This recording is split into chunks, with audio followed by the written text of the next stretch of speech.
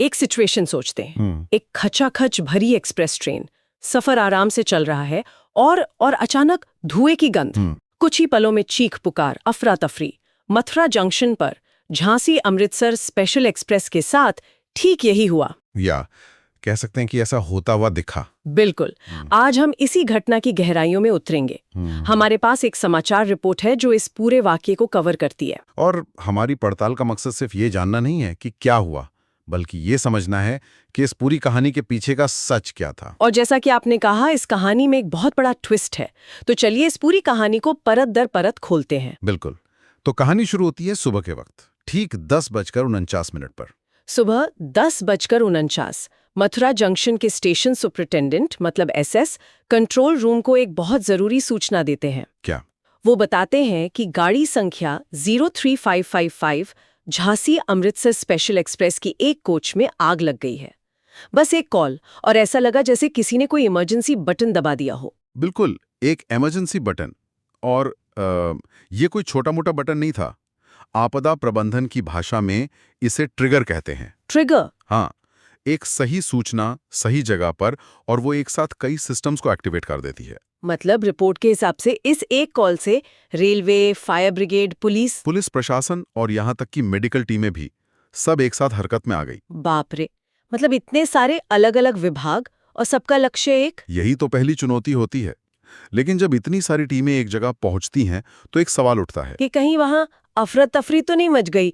कौन किसको ऑर्डर दे रहा है, ये कैसे तय हुआ होगा? ये बहुत अच्छा सवाल है, और यही किसी भी आपदा प्रबंधन का पहला टेस्ट होता है। तो पहली प्रतिक्रिया किसकी थी? हमेशा स्थानीय टीमों की होती है।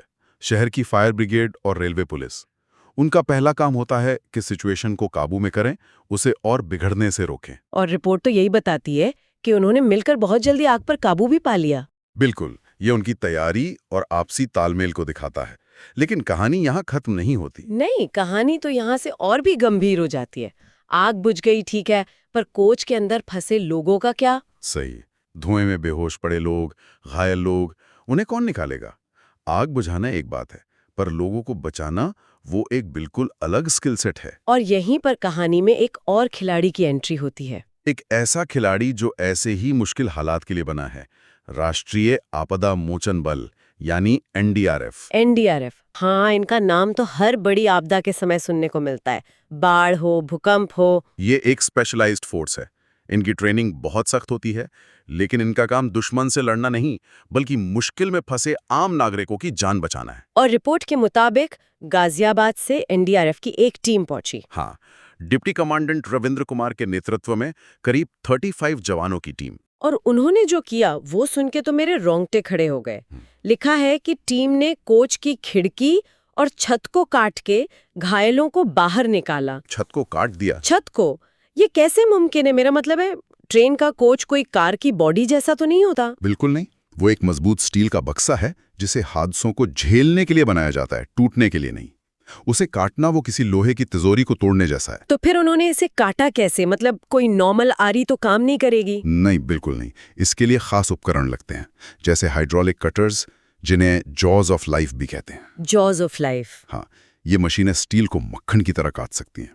इससे ये साफ पता चलता है कि ये सिर्फ आग बुझाने का ऑपरेशन नहीं था। ये एक बहुत ही जटिल रेस्क्यू मिशन था, जिसके लिए खास ट्रेनिंग और टेक्नोलॉजी दोनों की जरूरत होती है। और एक और बात जिसने मुझे चौंका दिया, यात्रियों को निकालने के लिए रोपवे का इस्तेमाल हुआ।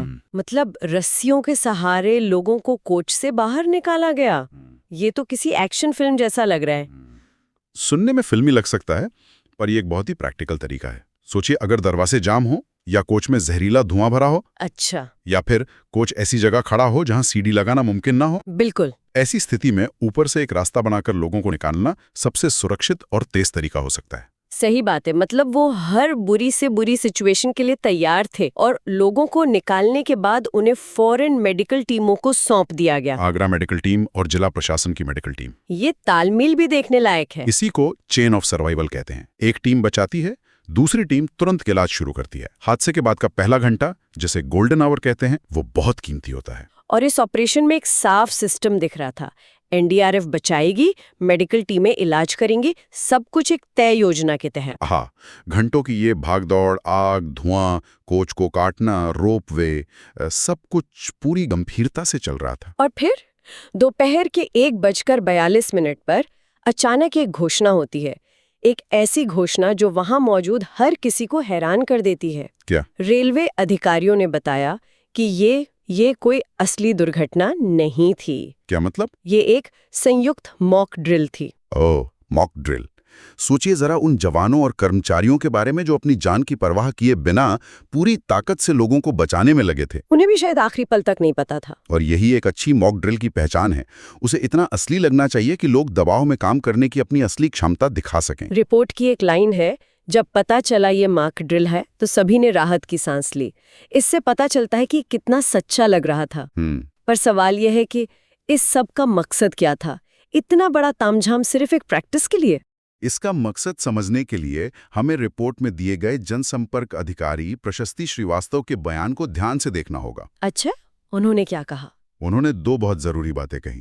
पहली, आपातकालीन स्थितियों में स्थानीय संसाधन और त्वरित कार्रवाई की अहम भूमिका होती है। स्थानीय संसाधन, इसका क्या मतलब हुआ? इसका मतलब है कि किसी भी बड़े हादसे में एनडीआरएफ जैसी स्पेशलिस्ट टीमों को दूसरे शहर से आने में समय लगता है। हाँ, 1-2 घंटे तो लग ही सकते हैं। और वही कीमती समय गोल्डन आवर होता है। उस दौरान जो भी मदद मिलती है वो स्थानीय स्तर पर ही मिलती है। मतलब शहर की फायर ब्रिगेड, वहां की पुलिस और सबसे जरूरी रेलवे के अपने कर्मचारी। एग्जैक्टली। ये ड्रिल असल में इन स्थानीय टीमों का टेस्ट था कि वो कितनी जल्दी और कितने असरदार तरीके से काम शुरू कर सकते हैं। अच्छा, तो ये सिर्फ एनडीआरएफ का शो नहीं था, असली परीक्षा तो मथुरा की स्थानीय टीमों की थी। बिल्कुल। और प्रशस्ति श्रीवास्तव की दूसरी बात थी, इस तरह की तैयारियां हमें दक्ष बनाती हैं। दक्ष यानी एफिशिएंट। हाँ, एफिशिएंट और केपेबल। इस ड्रिल का मकसद सिर्फ ये देखना नहीं था कि कौन कितनी तेजी से भागता है, बल्कि ये जांचना था कि क्या सभी विभागों के बीच कम्युनिकेशन ठीक से हो रहा है। बिल्कुल। क्या उनके पास सही उपकरण है, क्या सबको पता है कि उनका रोल क्या है। ये पूरी व्यवस्था की एक तरह की सर्विसिंग थी। और इस व्यवस्था में सिर्फ वर्दी वाले लोग ही नहीं थे। हाँ। रिपोर्ट कहती है कि इस ड्रिल में टिकट निरीक्षक, train manager, loco pilot, coach attendant, AC mechanic और स्टेशन स्टाफ भी शामिल थे। कुल मिलाकर 150 से ज्यादा अधिकारी और कर्मचारी। मैं हमेशा सोचती थी कि ऐसे हादसों में सिर्फ बाहरी टीमें ही काम करती हैं। और यही हमारी सबसे बड़ी गलतफहमी है। हाँ। किसी भी ट्रेन हादसे में बाहरी मदद पहुंचने से बहुत पहले जो लोग पहले से ही उस मुसीबत के बीच मौजूद होते हैं वो है रेलवे के कर्मचारी। सही बात है। ट्रेन का मैनेजर, कोच का अटेंडेंट, असल में वे ही फर्स्ट रिस्पॉन्डर होते हैं। वही तो हैं जो यात्रियों को शांत कर सकते हैं, उन्हें बता सकते हैं कि बाहर कैसे निकलना है, या कम से कम कंट्रोल रूम तक सही जानकारी पहुंचा सकते हैं। इसीलिए उनका प्रशिक्षित होना सबसे ज्यादा जरूरी है। बिल्कुल। इस ड्रिल के जरिए उनकी भूमिका और जिम्मेदारियों को भी परखा गया। तो ये सिर्फ बाहरी टीमों का अभ्यास नहीं था, ये पूरे रेलवे सिस्टम का एक अंदरूनी हेल्थ चेकअप था। तो जो मथुरा जंक्शन पर एक भयानक ट्रेन हादसा जैसा दिख रहा था, वो असल में भविष्य के हादसों से लड़ने की एक बड़ी तैयारी थी। लेकिन यहाँ एक सवाल मेरे मन में आ रहा है। ये पूरी ड्रिल एक कंट्रोल वाले माहौल में हुई। एक ऐसी मशीन का टेस्ट हुआ जिसके सारे पुर्जे प्रोफेशनल और ट्रेन्ड लोग थे। लेकिन इस मशीन का एक बहुत बड़ा और अहम पुर्जा इस ड्रिल से गायब था। अब यात्रियों की बात कर रही हैं? हाँ, इस अभ्यास में यात्रियों की भूमिका तो नकली थी, लेकिन एक असली हादसे में जब एक कोच में 70-80 लोग सच में घबराए हुए हों, चीख चिल्ला रहे हों, अपने बच्चों को ढूंढ रहे हों, और हर कोई एक ही दरवाजे से बाहर भागने की कोशिश कर रहा हो, उस असली पैनिक के बीच ये सारी प्लानिंग, ये सारी ड्रिल कितनी कारगर साबित होगी? ये इस पूरी चर्चा का सबसे अहम और सबसे मुश्किल सवाल है। और इसका जवाब है, कोई भी ड्रिल चाहे कितनी भी अच्छी क्यों ना हो, इंसानी घबराहट के उस असली माहौल को 100% कॉपी नहीं कर सकती। क्यों? मनोविज्ञान कहता है कि जब जान पे बन आती है तो इंसान का दिमाग तर्क से काम करना बंद कर देता है। वो सिर्फ बचने की कोशिश करता है। इसे फाइट और फ्लाइट रिस्पॉन्स कहते हैं। उस वक्त भीड़ का कोई भरोसा नहीं होता। तो फिर इस ड्रिल का क्या फायदा अगर ये सबसे अप्रत्याशित चीज यानी इंसानी व्यवहार को ही टेस्ट नहीं कर सकती? फायदा है, लेकिन वो अलग तरीके से काम करता है। ड्रिल का मकसद एक ऐसी परफेक्ट योजना बनाना नहीं है जो हर हाल में काम करे। ऐसा मुमकिन ही नहीं है। तो फिर असली मकसद क्या है? असली मकसद है बचाव करने वालों को इतना ज्यादा अभ्यास करा देना कि उनके लिए अपने काम जैसे कटर चलाना, रस्सी बांधना, फर्स्ट एड देना उनकी मसल मेमोरी का हिस्सा बन जाएं। मसल मेमोरी मतलब वो ये सब बिना सोचे कर सकें? बिल्कुल। जब उनका दिमाग सोचने में व्यस्त ना हो तो वो उस खालीपन का इस्तेमाल भीड़ को संभालने में कर सकते हैं। अच्छा। जब एक फायर फाइटर या एनडीआरएफ का जवान बिना घबराए शांति से अपना काम कर रहा होता है तो उसका वो शांत व्यवहार दूसरों पर भी असर डालता है। वो घबराई हुई भीड़ के लिए एक स्थिर बिंदु बन जाता है। मतलब योजनाएं तो मौके पे बदलनी पड़ती हैं। हाँ, लेकिन उस योजना को चलाने वाले लोग अगर शांत और कुशल हों तो सफलता की संभावना बढ़ जाती है। तो असली परीक्षा योजना की नहीं बल्कि उस योजना को चलाने वाले इंसानों के दिमागी संतुलन की होती है। तो कुल मिलाकर मथुरा में जो हुआ वो सिर्फ एक आग बुझाने का अभ्यास नहीं था, वो एक सूचना के प्रवाह से लेकर अत्याधुनिक उपकरणों के इस्तेमाल और अलग-अलग टीमों के तालमेल तक पूरे सिस्टम का एक स्ट्रेस टेस्ट था। और इसका सबसे बड़ा सार यह है कि ऐसी ड्रिल देखने में भले ही परेशानी भरी लगें, लेकिन असल आपदा के समय यही अभ्यास अनगिनत जानें बचाता है।